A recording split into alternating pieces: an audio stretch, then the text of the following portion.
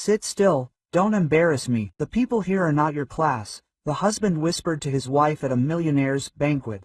But he didn't know that in a minute the audience would be applauding her. And before we continue, please write what country you are from and how old you are. Enjoy listening. He loved order, neat shelves, neatly buttoned buttons, and clean shoes by the front door. In the morning, he opened the balcony, let out the cool air, drank strong coffee without sugar, and scrolled through the news on his phone. Victor rose from scratch, as they say at the factory. First, he traded, then took out a small loan, opened a warehouse, and after a few years began holding contracts for repairs and finishing. Not a giant, but his name was known in the city. Reserved, collected, businesslike, outwardly calm man, without unnecessary conversations. Inside, there is a constant score. Who behaves how, who and what can be trusted, what is proud of, what is ashamed of. Marina lived a simpler life, worked for many years as an elementary school teacher, knew all her students by name. She remembered who was sick with what and whose grandfather baked the most delicious bread at the market. She spoke without grandiloquence, loved hot tea with lemon, and wasn't afraid to clear the table of unnecessary things. She didn't quit her job after her wedding, but a few years later she left school and moved to a children's center, where she helped first graders improve their reading and arithmetic. The pay wasn't great, but her gaze was lively. There, children reached for their hands, not their tablets. Friends often said, "You're different. He's a stone, you're water." Quote. Marina just smiled. Water is not the enemy of stone. Water simply does its job. Over the years, Victor developed a circle. Partners, bankers, a couple of journalists from a city magazine, managers of expensive cars, photographers who knew how to make the ceiling look higher than it actually was. He started wearing an expensive watch, learned to pronounce partners slightly differently than suppliers, and began choosing restaurants where bread was served in warm linen bags. Marina didn't argue. Other people's glitter, didn't they obscure their light when it's quiet and clear inside? One day, Victor brought an invitation. A charity ball. In the Alexandrovsky Hall. Partners and investors. There will be important people. At the bottom, in small print, an auction for aid to orphanage number 3. Marina looked at the card, swiped her finger over the space. A group of kids from that home immediately came to mind. Skinny Vova, Wild Nina with pigtails, Quiet Liza, who drew a blue sea without shores. Marina used to come there with a reading group, but then the management changed. "Let's go together," Victor said. "You need to show the family face. Dress simply, but properly. There will be," quote. He paused. "People of a different level." Marina nodded, without asking what level she was. The level of a cup of tea, a clean dress, and fame that you're not ashamed of. She got ready without fuss. She took her blue dress out of the closet, the one that was comfortable to sit in both the car and at the table. She ironed it carefully, found earrings with small stones, and styled her hair simply. The evening began with brilliance. The hotel lobby sparkled with chandeliers. The host smiled as if he knew everyone by name and patronymic. There was a table for donations by the door. The sign stated, "The funds will go to the renovation of the dormitory, equipment for the sensory room, sports equipment." Next to the sign were bouquets, business cards, a lottery box. Victor's partners gathered around a tall cart with white flowers. Conversations revolved around tenders, the course, new projects. They greeted Marina with polite nods. But, looking right through her, Victor he held himself confidently, too calmly, like a man who constantly checks whether his suit is fully buttoned. Between toasts, he leaned toward Marina and whispered, "Sit still, don't embarrass me. There are people here who are not your circle." The words struck softly, but accurately. Marina picked up a napkin, smoothed the crease with her finger and closed her eyes for a second. Not for the theater, in order to fill her chest with air and not respond with something sharp. Sometimes the best word is silence, but silence should not be eternal. The host announced the beginning of the auction. Photos of an orphanage were shown on the screen. A corridor with peeling paint, a room with iron beds, an old closet with a door that was held on by a torn hinge, a playground with swings without seats. The director of the home, a woman in a gray suit, went up on stage, said a couple of general phrases about love for children, indifference and our shared responsibility. The words were correct, but dry as paper. Glasses in the hall began to stir, someone swiped their finger on the phone, someone smiled at a neighbor, someone looked at the ceiling. The auction began with paintings. Famous names, big names. The credits rolled. The bidding was sluggish. People weren't buying a painting, but the chance to tick a box on a report. They were participating. Several lots sold quickly, then there was a pause. The host offered a symbolic lot, a box with children's letters. Children's handwriting, emoticons, and hearts flashed on the screen. The evening was dangerously sliding into a familiar direction, where the words mercy and help sound beautiful, but real benefit dissipates. Marina looked up at the screen and felt that same feeling, rising from somewhere in her childhood, when it was impossible to remain silent. She remembered Vova, chewing on his sleeve in class because he'd had a fight with a friend before. She remembered Nina, who hid her marks in her notebook so no one would see her C's. She remembered Lisa, drawing the C because she couldn't speak, how empty she felt. Something inside her clicked, like a switch in the hallway. Marina stood up smoothly, simply, and she walked towards the stage. Victor tried to hold her wrist and whispered, "Sit." His hand trembled. Marina carefully pulled free, smiled, and stepped onto the steps. The host, accustomed to neat scripts, hesitantly handed over the microphone. Quote, "Can I say a few words?" she asked calmly. The host nodded, the way well-mannered people nod when they don't know what will happen next. Marina took the microphone the same way she used to lead assemblies at school. She looked into the audience and smiled once. The smile was neither sharp nor challenging. It had that very kindness. Quote, "My name is Marina.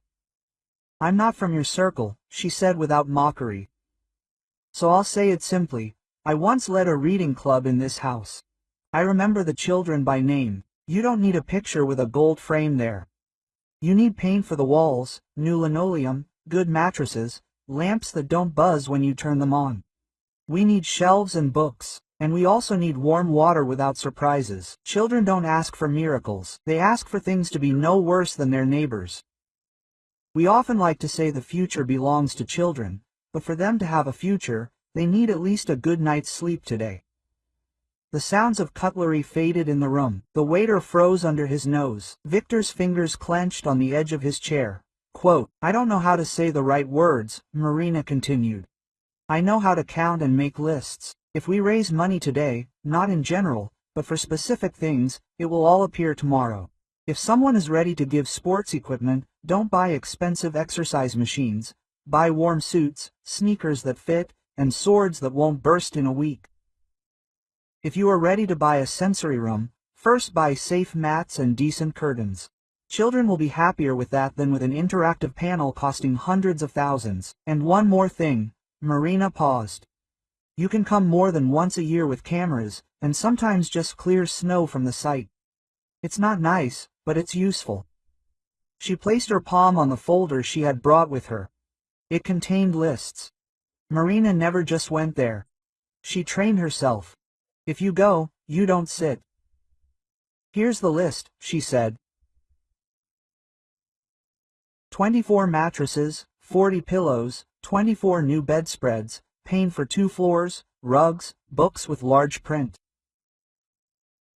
Lighting fixtures. New switches on the 3rd floor. I'm not asking for money. I'm offering to cover needs. You can select an item, write your name and take responsibility. Not for a report, but for action. She handed the folder to the presenter. He glanced at it, his eyes widening slightly. On the first pages were lines with small checkboxes. Opposite each was a place for a signature and a phone number. "And the last thing," Marina said slightly. "Everyone has things in their life that they are ashamed to remember. Someone shouted at the wrong time, someone abandoned the weak, someone hid their eyes. I'm no angel either. Everything that can be fixed, we'll fix. But not tomorrow. Today." She handed over the microphone, about to go down and return to the table where Victor was sitting. But the audience rose. First 2 or 3 people at the far tables, then the entire front row, then half the room. The applause wasn't a storm, but a wave. In this wave, there was no delight, stunningly expressed. There was gratitude and relief. It seemed everyone felt better. When someone speaks clearly for you, it lets you go. A gray-haired man with attentive eyes approached Marina. He introduced himself briefly, without unnecessary titles. He said, "Sign me up for the mattresses and lamps." A woman in a formal suit appeared next to her. "Let's get the paint and the bedspread." A little later, a man from the bank approached. "We'll pay for the sneakers and suits, and let's do without the logos." While people were leaving their contact information, someone was already calling. Someone was looking for a storage room where they would later store their things. Someone was arranging a car. The director of the orphanage looked stunned but happy. The host lost part of the script but found the right smile. Victor stood a little to the side, his face growing heavy, shame and pride warring inside. He wanted to go up to Marina, take her arm, and say, "Enough." His legs wouldn't obey him. At such moments, many see not others, but their own reflection. It suddenly dawned on him that in recent years he'd been looking too closely at other people's watches and too little at what was right next to him. The evening ended without slogans. People left with specific tasks. Someone promised to send movers tomorrow, someone else to come by with an electrician on Monday. Marina was tired, but her weariness was warm. The street smelled of wet asphalt and coffee from the tent. Victor was silent in the car. Quote, "Why did you do that?" he asked very quietly as they pulled up to the house. "You looked," he hesitated, "like a teacher." She smiled. He didn't smile. His shoulders were stiff. The key turned with difficulty. He carefully placed his shoes in the hallway, toes together. Marina took off her coat and hung it on a hook. They didn't argue that night. Words lay like solid bricks, but they didn't build walls. Marina understood. Today is not the time to debrief. Tomorrow they'll deliver the first items, then they'll put them away, then more calls. The morning began with a "thank you." Not in instant messages, but in the doorway. That same woman in a formal suit stood on the landing. Natalia Petrovna brought samples of bedspreads and clarified the sizes. Then a gray-haired man called, "We've ordered mattresses, delivery the day after tomorrow." Then the phone didn't stop ringing. People asked for a list for later. Someone asked, "Can we leave out names?" Marina answered, "You can." Victor listened to the phone rings, passing the kitchen, sighed, pretended to be busy, and went out onto the balcony. His fingers trembled as he typed messages to his partner. "We'll reschedule dinner on Friday." The days flowed differently. On Saturday, they went to the house. The director gave her a set of keys to the pantry. 2 trucks with mattresses were parked at the gate. The movers were playfully swearing, but they didn't smoke by the entrance. In the hallway, the smell of paint mingled with the smell of jam. The cooks were cutting apples. The old, torn curtains had been removed from the windows. Simple, light-colored ones had been hung in their place. In the room, the girls stroked the new bedspreads with their palms, as if stroking the cheek of a loved one. Marina walked around with a notepad, writing down who was where. The director was surprised. "How do you keep all this together?"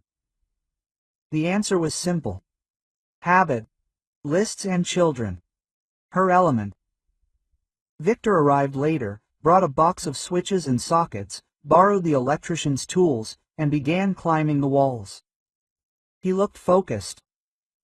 That evening at home, they finally had a conversation. They were sitting at the table. The kettle exhaled its last steam. Marina was calm and open, as always. Victor was tired and angry with himself. "I told you something stupid," he sighed.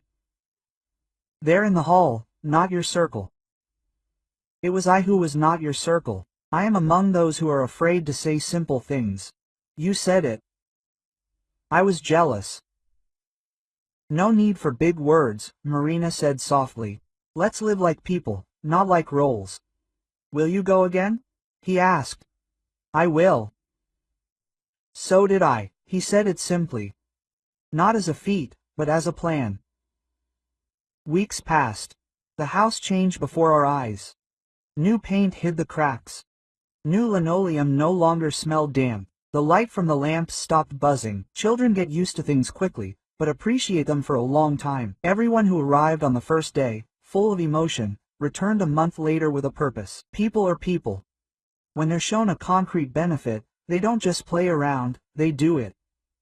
One day, that same gray-haired man approached Marina and said, "Listen, what you did at the ball is being discussed around town as an example. My colleagues and I decided to create a fund, not just for show, but for the simplest possible purpose: lists, purchases, reports.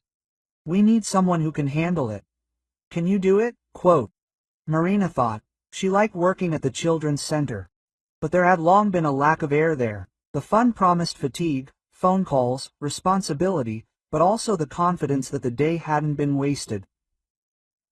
She said, "I can, if everything is honest and without window dressing." "We agreed," he said. "Honesty and lists are yours, the window dressing is not ours." At home, Victor listened and nodded.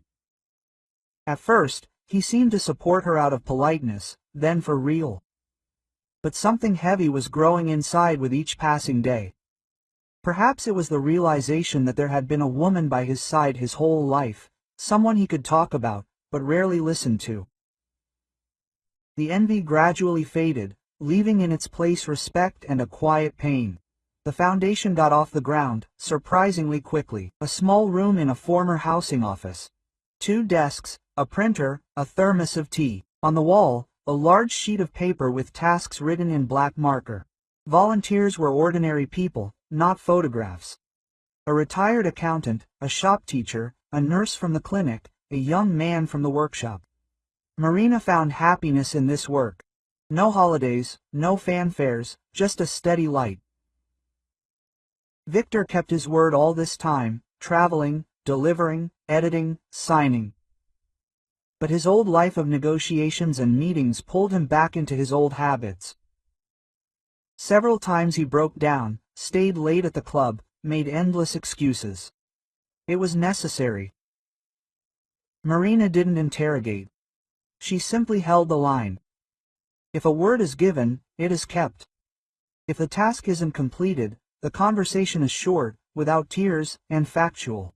In the fall, at the reopening after renovations, Victor stood in the back row. Music began playing, reminiscent of my childhood. New curtains rustled in the hall. Potted ficus trees stood on the windowsills. The children couldn't stand still. They shifted their feet and smiled. The director spoke ordinary words. Marina stood by the wall, tired and calm. The man from the bank applauded subduedly.